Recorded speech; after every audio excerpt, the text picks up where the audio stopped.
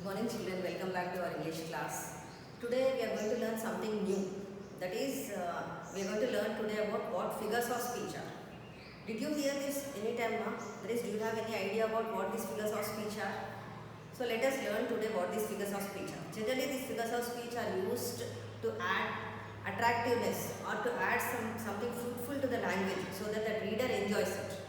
So generally these figures of speech are actually a deviation from the use of writing. There is some special set of words, a special group of words used, okay, are they used actually to enhance the quality of the writing of the person.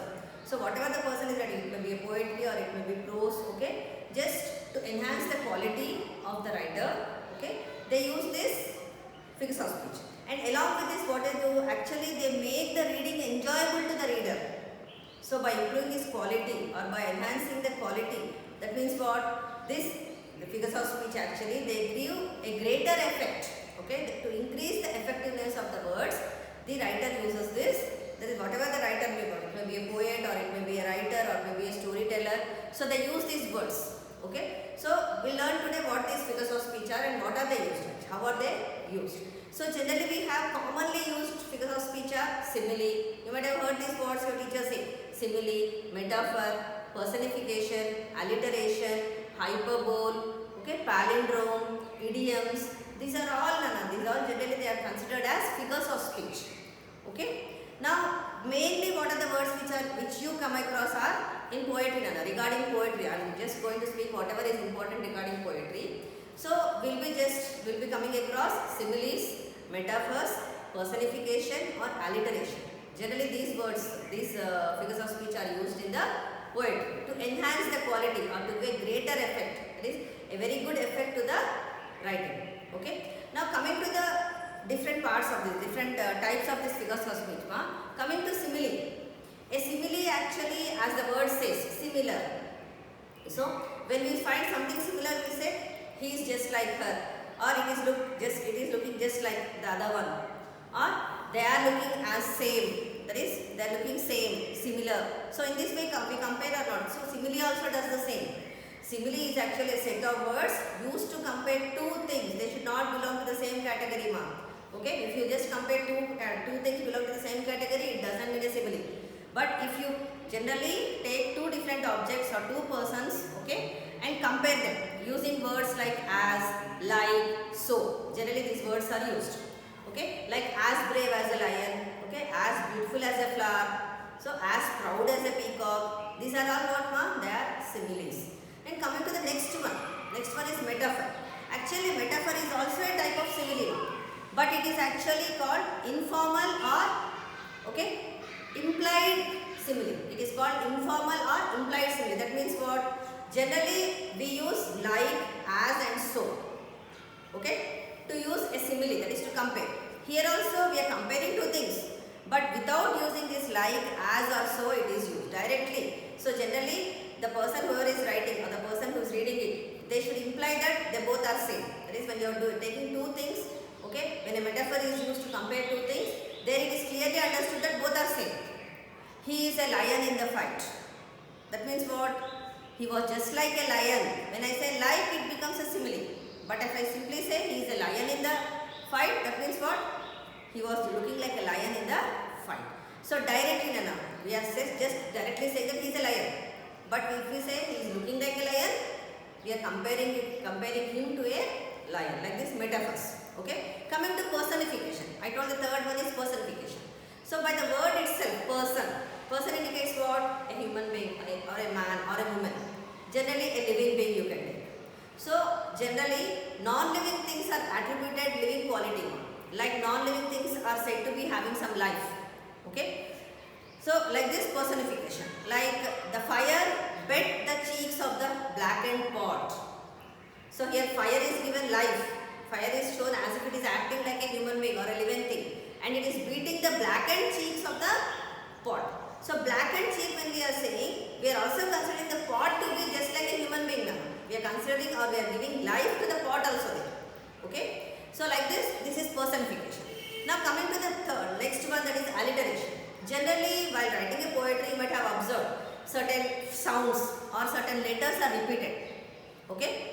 So certain sounds or letters are repeated. In such case, it is called to be as alliteration. Like the blue pandas broke the ball. The blue pandas broke the ball. So just like that, what did I do? The blue pandas I told. Broke. Okay, blue B is there. Again broke B is there. Okay, like this, these are called actually alliteration. Now coming to the hyperbole. Hyperbole means what? Hyperbole means something exaggerated, something which is expressed in exaggeration. What do you mean by that? So you can't imagine. I slept like a rock, I say. Simply I say I slept like a rock. So what do you mean by that?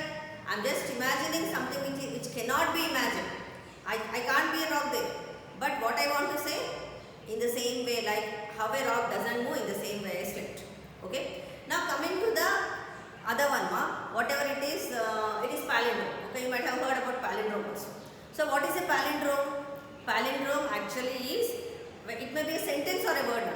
It may be a group of words which make a sentence or a word which repeat, which pronounce in the same way, which when we read, they are same, either we read from front or from back. That is either from backward or from forward. That when we go forward while reading or from backward, whatever we do, they are pronounced the same. Okay, like civic. So try to pronounce civic again. So like this. Okay. So this type of words, they are called palindromes. Coming to the idioms, you might have heard your teachers speak about idioms. No, idioms just like that. We say that there are certain sayings. No. There is certain set of words which are used as a habit in any language. It may not be only in English, but even in Telugu, Hindi or any other mother tongue also we have idioms. Like they cannot be having a meaning, individual meaning. A set of words are used, okay, but what will happen is they will have a certain meaning in a group. So individual meanings cannot be deduced from the whole. Okay. Now like this, idioms are there. Okay. Now one more thing I want to say, few more are there. What are the other things what I want to say is, see, it is oxymoron. Oxymoron is what? Generally when you speak about something. So what you say, you are saying something, but if the exact meaning, exact opposite meaning is a literal. If you take a literal meaning of it, it will come to an exact opposite meaning. Like example, you can see, the faith unfaithful kept him falsely true. Like a figure of speech which apparently contradictory terms appear in conjunction. That is, you use together faith, unfaith. Okay, truly, false. See here, faith unfaithful kept him falsely true. So faith is positive word, unfaithful is a negative word. So are we using two contradictory words or not there? In the same way, falsely true, kept him falsely true. So false is a contradictory word, that is opposite word to true. Okay. Now coming to the next one, it is onomatopoeia. So what do you mean by this here? See, the formation of word from a sound associated with what is named, like cuckoo is there. So what did I pronounce now? Onomatopoeia. What is the word in a figure of speech? Onomatopoeia. So exactly, just like cuckoo I am saying. Cuckoo is what actually, it is the name of a bird. But is it pronounced in the same way or not? So like that, the formation of words from a sound associated with the word that is named. Like cuckoo is there, sizzle is there. So this type of words are called what? Onomatopoeia. What are they called, onomatopoeia. So what are the things we just now I told? Generally used are similes, personification, alliteration or metaphor. But what are the other things generally your teacher uses? Palindromes they use, idioms they use, hyperboles they use, oxymorons or onomatopoeia. So like this, these are commonly used figures of speech. Okay. Now let us see individually what are their meanings. That is the definition of each figures of speech. What is the figures of speech? What are these figures of speech along with examples. Okay. Now we will start the lesson. Just note all these points. So our topic is about figures of speech. Okay. So general definition of figures of speech is a figure of speech is a deviation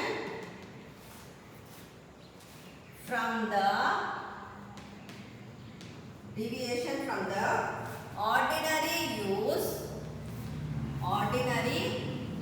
use to give more effect, that is to give more or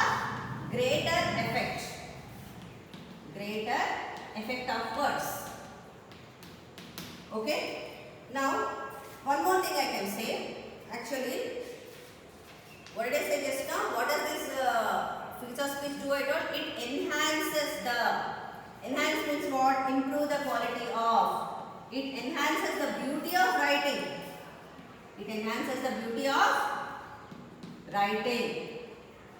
Okay? And what else it does, I told? It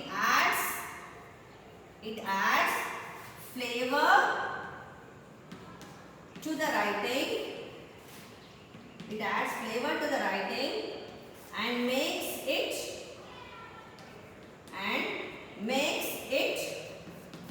more enjoyable to the readers. Is it clear, student? So like this, you should understand it, Nana. You can copy down this definition, then we'll go to different types. Okay?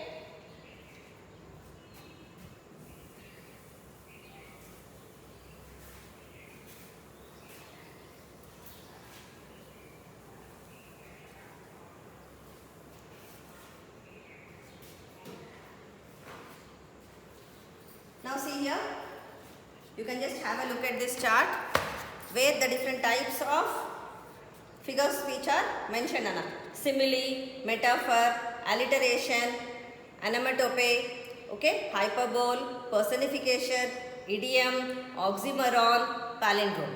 These are actually generally used figures of speech while writing some poetry or some prose. Now what I told just now, we are going to do them in detail, Nana. Just now I explained to you. But what I like to do is, I want to give the perfect definition and also the examples. So coming to simile first. Simile is a comparison made between two objects of different kinds which have, however, at least one point in common. Okay? It is usually introduced by words like, as or so. Common similes used in everyday speech are as mad as a March hare, as proud as a peacock, as bold as a brass, as tough as leather, as clear as crystal, as good as gold, as old as hills, and as cool as cucumber. Okay? So like this the words are arranged to make a comparison, okay, between two different kinds of things. Like a comparison of two things of the same kind is not a simile, just now I told. Okay? So few more examples we'll see, ma. The flower is as pretty as a picture. He is as sober as a judge. He eats like a bird. She is as wise as an owl. He is as brave as a lion. She is beautiful like a rose. Okay? So like this, you can just note down the definition and examples, ma, so that it will be clear for you how to make out the difference between different figures of speech when the question is asked in your question paper. Okay? Now coming to the next one, what is the next one I told? Metaphor. Metaphor is an implied or informal simile in which the words like, as are avoided. It takes for granted that two things were one. He is like a giant. If I say like a giant, it is simile, no. But he is a giant, if I say, it is metaphor. He fought like a lion, simile. If I use like, as, so it will become simile. But if I simply say he was a lion in the fight, metaphor. So every simile can be compressed into a metaphor and every metaphor can be expanded into a simile. Okay, see this, mana, again example. He is like a giant, it is an expanded form. If I say simply he is a giant, it is a contracted, that is compressed form. Okay, understood now?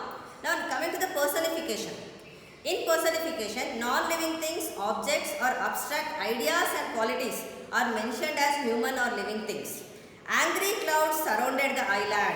See here, Nana. See? You can note down this. Okay? Now coming to the examples of personification. Like the first one, angry clouds surrounded the island. And next what you can say? Here what I am trying to say, angry clouds surrounded. So there is an action going on. So if you want the clouds to do some action, they should have some living attribute. So what I am trying to do, I am just considering that clouds are living things and they are doing some action with it. Okay? Earth was thirsty of water. Here also, earth is given an attribute of having a living nature. Death lays its icy hand on kings. The fire wet the blackened cheeks of the pot. Okay, Nana, is it clear? Now coming to the last one, that is the alliteration. It is the series of words which start with the same letter. It consists of repetition of a sound of or a letter. Either a sound is repeated or a letter is repeated at the beginning of two or more words. Dirty dolphins dove across the ocean. Here D, is it used? Dirty dolphins dove across the ocean. Purple pandas painted portraits. Purple, P, P, P. Is it used, Nana? Purple pandas, pointed parrots. Now she sells seashells on the seashore. Seas, okay? S, S, S. Are they repeated? She sells seashells on the seashore. Gilbert gave up the ghost. All the G's are used here. Gilbert gave up the ghost. He bounced the blue ball. B is used here. B is repeated. Laurie was left in the lurch. Okay, like this. So when a letter or a sound is repeated, it is called alliteration. Hope it is clear, Nana. Now what we'll do is, we'll go to few more examples, Nana. Like similes. I just want to make it clear to you so that I want to give few more examples. She swims like a fish. He is as hairy as a gorilla. Peter laughs like a hyena. Mr. John is as wise and all. Now allow me, it's as easy as ABC because I was embarrassed by, my face was as red as a ripe tomato. Because I was embarrassed, my face was as red as a ripe tomato. My love is like a red, red rose. The world is like a stage. She got a neck like a pie. Is it clear? Now metaphor. Few more examples for metaphor now. The sun was a gleaming pearl. Okay. The baby brother is a cute little teddy bear. My sister's memory is a camera that remembers everything we see. The car seat is a fluffy cloud. Custard is happiness in a bowl. These are examples for metaphors. Now coming to the personification examples. The lonely lighthouse vigilantly shined in its light to warn ships away from its rocky coast. The lonely lighthouse vigilantly shined in its light to warn ships away from its rocky coast. Okay? Now just have a look at it. If you want, you can note down, Nana. Just try to remember how it is used. Like the lighthouse is being considered as a living thing, showing the way to the ships and warning them in their way. Okay? See here, simile examples.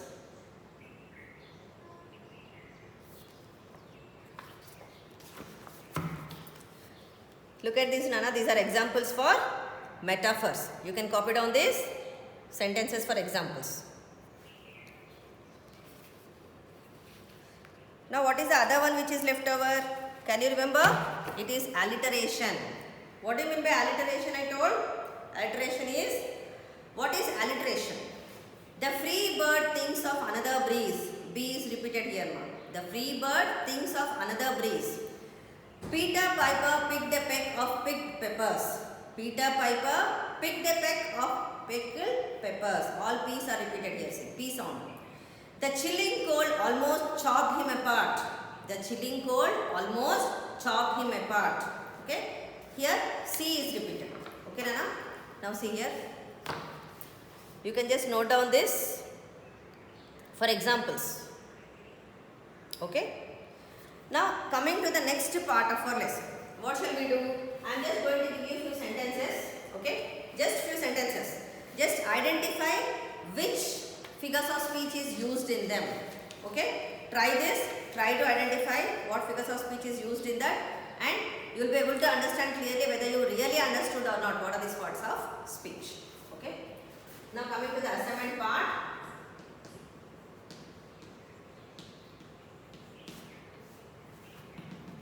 So first one. So actually identify the figures of speech in the sentences. Identify the figure of speech used in the sentences. Used in sentences. Okay, this is your question. First one. Life is as tedious as a twice told tale. Tale means story. Twice means 2 times. Okay. Now the next one. Life is a dream. Life is a dream. Next. Laughter holding both her sides. what figures of speech is used in the sentences, ma? Thy soul was like a star and dwelt apart.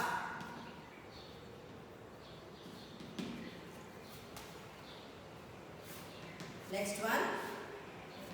Revenge is a kind of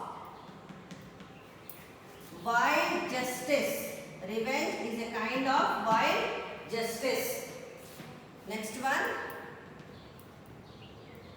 Mickey Mouse ragged rocks. Mickey Mouse ragged rocks. Okay. Now the next one. The trees swayed shyly in the summer breeze.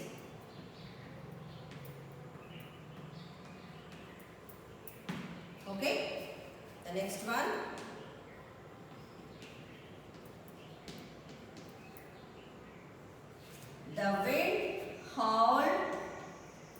The wind howled in the night.